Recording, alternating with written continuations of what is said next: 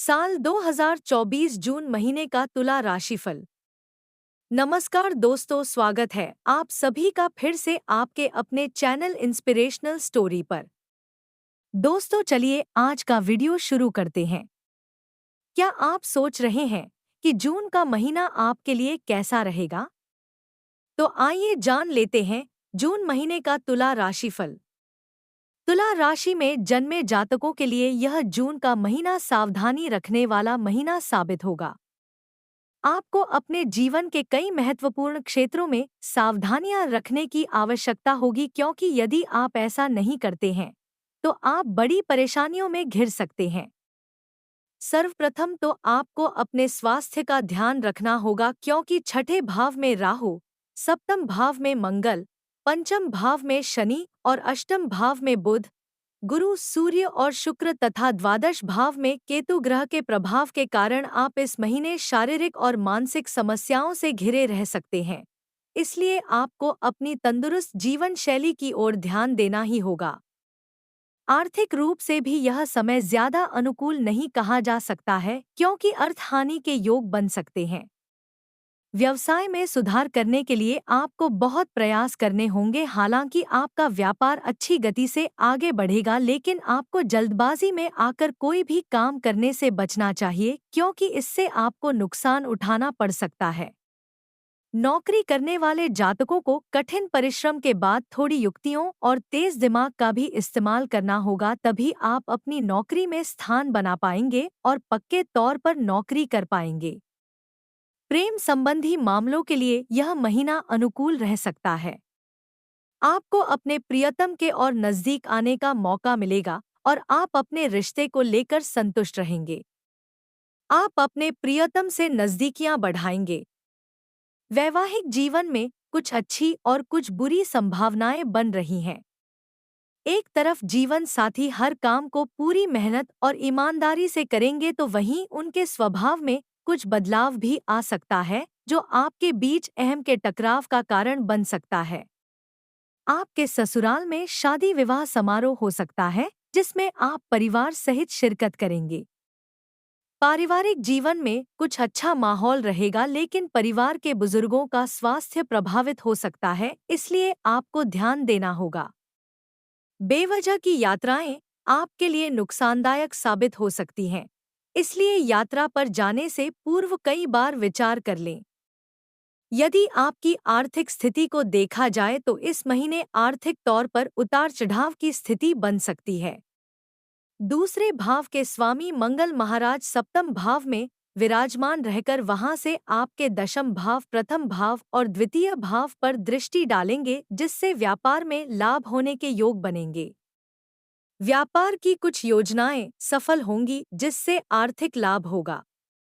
आप अपने धन को व्यापार में लगाने का प्रयास करेंगे, जो आने वाले समय में आपको लाभ दे सकता है, लेकिन वर्तमान में बहुत ज्यादा लाभ की उम्मीद ना करें। एकादश भाव के स्वामी सूर्य महाराज महीने की शुरुआत में आपके अष्टम भाव में रहेंगे, जिससे आर्थिक हानि हो सकती है। कहीं भी धन का निवेश करने से पहले कई बार सोच लें, क्योंकि उसके डूबने की आशंका भी बनी रहेगी। हालांकि सूर्य के 15 जून को आपके नवम भाव में प्रवेश करने के बाद से इन समस्याओं में कमी आएगी और सूर्य देव की कृपा से आपको धन लाभ होगा। आपको सरकारी क्षेत्र से भी धन लाभ होने के प्रबल योग बनेंगे और आप प्रसन्न चित्त होकर अपनी नई परियोजनाओं को, जो धन की वजह से अटकी हुई थी, अब पूरा कर सकते हैं।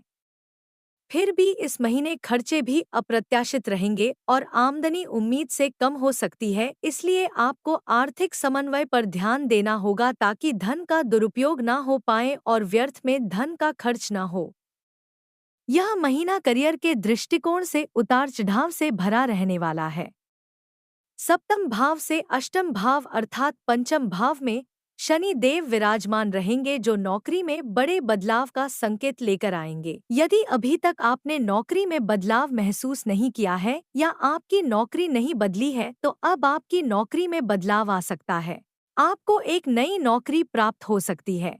यह नौकरी अच्छी नौकरी होगी और आपको इसमें आर्थिक जोखिम भी कम होगा तथा अच्छे आर्थिक लाभ और सुविधाएं प्राप्त होने के योग बन सकते हैं। छठे भाव में राहु महाराज के विराजमान होने से आपके विरोधी आपके विरुद्ध कुछ भी करने से 100 बार सोचेंगे और शांत रहेंगे, इसलिए आपको चिंता करने की कोई आवश्यकता नहीं है। अपनी ओर से अपने काम को पूर्ण मेहनत से करें, किसी पर भी क्रोध ना करें और किसी तरह की कंट्रोवर्सी में ना पड़ें। ऐसा करने से नौकरी में आप अच्छी स्थिति में रहेंगे। आपके सहकर्मियों का व्यवहार वैसे तो आपके लिए अच्छा रहेगा, लेकिन कई बार आपकी समझ से परे भी होगा, इसलिए अपनी निजी बातें ज्यादा किसी से साझा ना करें ताकि कोई उनका अनुचित लाभ न उठा सके। व्यापार करने वाले जातकों को थोड़ी सावधानी रखनी होगी। एक तरफ तो आप हर काम को बहुत जल्दबाजी में करेंगे और जल्दबाजी में लिए गए निर्णय नुकसानदायक हो सकते हैं, इससे बचने की कोशिश करें। दूसरे, आपके व्यावसायिक साझेदार से संबंधों में गुस्से का समावेश हो सकता है जो बात बिगड़ सकता है। शांति से काम लेना आपके व्यापार के भले में होगा।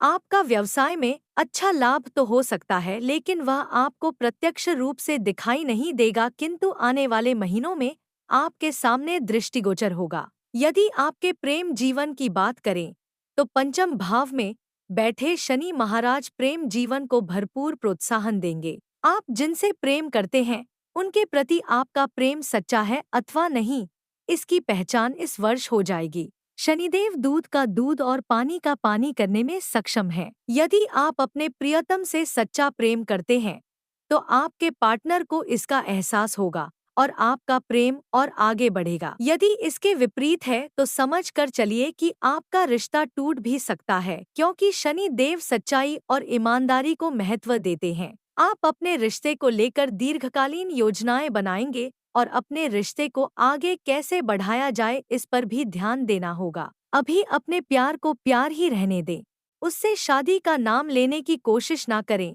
क्योंकि यह स्थिति अनुकूल नहीं है। यदि आप ऐसा करते हैं तो आपको सफलता मिलने की संभावना कम रहेगी। विवाहित जातकों के लिए समय उतार चढ़ाव से भरा रहने वाला है। जीवन साथी हर काम को बड़ी मुस्तैदी से, हाजिर जवाबी से और जल्दी से करके देंगे और आपको प्रसन्न करने की कोशिश भी करेंगे, जिससे एक तरफ तो आपको उनसे प्यार महसूस होगा, लेकिन दूसरी ही ओर आपके जीवन साथी का क्रोध बीच में आ जाएगा, जो आप दोनों के बीच टकराव का मुख्य कारण बन सकता है। इसलिए अपने दोनों के व्यवहार को संतुलित रखें ताकि आपका पारिवारिक जीवन और वैवाहिक जीवन सामंजस्य के साथ चलता रहे और आप दोनों प्रसन्नता पूर्वक जीवन व्यतीत करें।